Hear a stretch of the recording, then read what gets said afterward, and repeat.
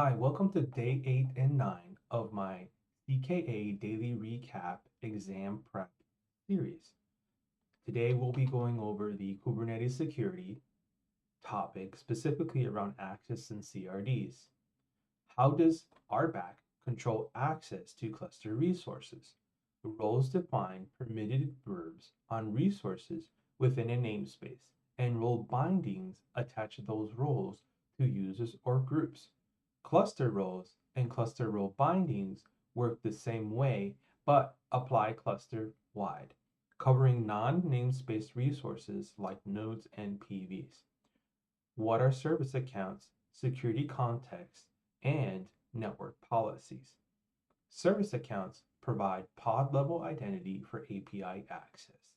Security contexts set privileges at the pod or container level, such as run as user, capabilities, a read-only root file system.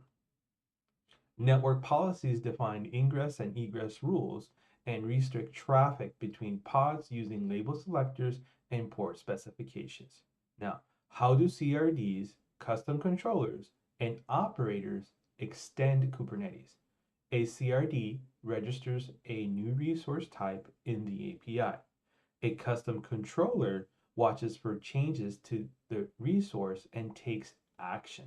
An operator combines both packaging domain-specific operational logic, such as install, upgrade, backup, into the controller that manages a CRD, custom resource definition.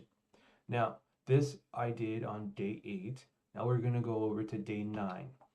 On day 9, I covered the topics on the Udemy course about Kubernetes storage, CSI, PV, and PVC.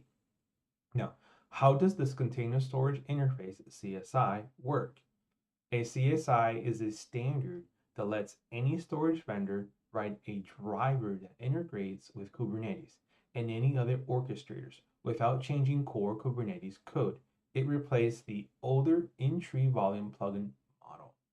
What is the relationship between volumes, persistent volumes, and persistent volume claims? A volume is defined directly in a pod and lives only as the pod is around. A persistent volume is a cluster level storage resource provisioned by an admin. A persistent volume claim is a user's request that binds to matching a PV based on capacity, access modes, and storage class. How do storage classes enable dynamic provisioning? A storage class defines provisioning and its parameters when a PVC references a storage class. Kubernetes automatically creates the PV on demand instead of requiring an admin to pre-provision it.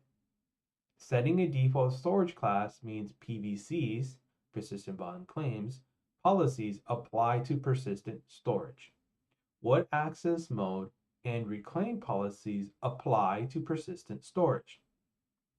Access modes are read-write once for single mode, read-only many, multiple nodes, read-only, and read-write many, multiple nodes, read-write. Reclaim policies determine what happens when a PVC is deleted, such as retain, keeps the PV and its data, delete removes both. Now that's all I had for day 8 and 9. Hope to see you in the next one. Take care. Bye.